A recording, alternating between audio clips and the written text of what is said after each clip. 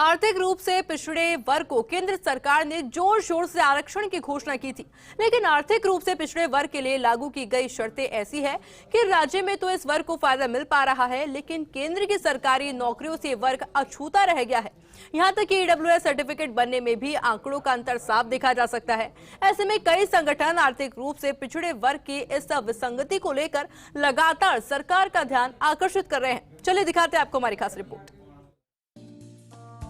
जब आर्थिक आधार पर आरक्षण लागू किया गया तो राजस्थान में भी ईडब्ल्यूएस में विसंगतियां थी, जिसको लेकर लगातार मांग के बाद सीएम गहलोत ने छूट दी और इसका लाभ अभ्यर्थियों को मिला। लेकिन केंद्र सरकार में ऐसा नहीं हो पाया, क्योंकि दोनों सरकारों के ईडब्ल्यूएस प्रमाण पत्र बनवाने के लिए अलग अलग मापदंड हैं। राजस्थान सरकार ने 8 लाख रुपए तक की सालाना आय वालों को ईडब्ल्यूएस का पात्र माना है, जबकि केंद्र सरकार ने भूमि और संपत्ति की सीमा तय कर रखी है। छात्र फाउंडेशन से जुड़े नवीन सिंह तोमर का कहना है कि राजस्थान में असिंचित भूमि के मालिक के पास आय का कोई साधन नहीं होता, जबकि वो केंद्र के मापदंड के अनुसार आर्थिक रूप से सक्षम हो जाता है और ईडब्ल्यूएस का पात्र नहीं रहता। इसके लिए छात्र फाउंडेशन लगातार आंदोलनरत है और फाउंडेशन का प्रतिनिधि मंडल लगातार भाजपा नेताओं से मुलाकात कर रहा है। मोदी जी ने 2019 में जो संविधान में संशोधन करके हमें ईडब्ल्यूएस का जो आरक्षण दिया आर्थिक रूप से कमजोर छात्रों के लिए,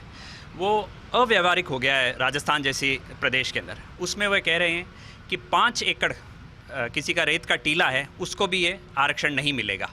तो हम जिसमें कि राजस्थान सरकार और गुजरात सरकार ने ये जो बहुत बड़ी विसंगति है जिसके कारण हमारे छात्रों को लाभ नहीं मिल पा रहा, वो हटा दी है। तो यही मांग हमारी केंद्र से है कि आपने अधूरा हमें वरदान दिया है। वहीं छात्रों का कहना है कि किसी के पास 5 एकड़ रेत का टीला है तो वो केंद्र के मापदंड के अनुसार ईडब्ल्यूएस प्रमाण पत्र के लिए अपात्र हो जाता है, जबकि आर्थिक रूप से रेत के टीले का कोई फायदा नहीं होता है। दाम भी कौड़ियों के भाव होते हैं। ऐसे में केंद्र सरकार संपत्ति की सीमा को हटा ले, जिससे वास्तव में आर्थिक आधार पर जरूरतमंदों को आरक्षण मिल सके। वहीं अगर जिलेवार राज्य और केंद्र सरकार के बने ईडब्ल्यूएस प्रमाण पत्रों की बात करें तो जयपुर में राज्य के 32,469 और केंद्र के 15,474 ईडब्ल्यूएस प्रमाण पत्र बने हैं। बीकानेर में राज्य के 10,335 और केंद्र के 2,946, अजमेर में राज्य के 7,569 और केंद्र के 1,158,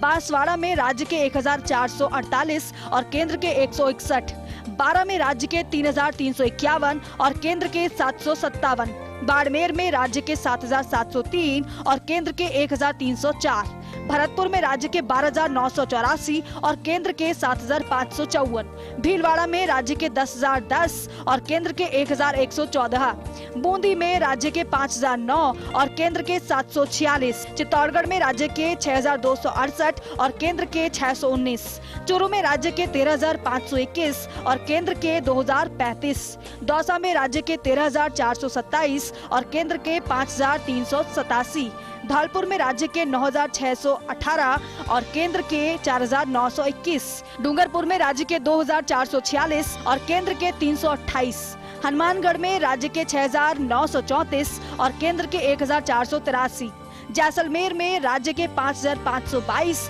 और केंद्र के 438, जालौर में राज्य के 4,744 और केंद्र के 1,170, झालावाड़ में राज्य के 3,836 और केंद्र के 1,152, झुंझुनू में राज्य के 6,574 और केंद्र के 4,904, जोधपुर में राज्य के 14,081 और केंद्र के 3,297, करौली में राज्य के 9,259 और केंद्र के 3,916, कोटा में राज्य के 6,647 और केंद्र के 1,326, नागौर में राज्य के 14,342 और केंद्र के 4,062, पाली में राज्य के 6,693 और केंद्र के 832, प्रतापगढ़ में राज्य के 854 और केंद्र के 107, राजसमंद में राज्य के 3,669 और केंद्र के 185, सवाई माधोपुर में राज्य के 8,142 और केंद्र के 2,728,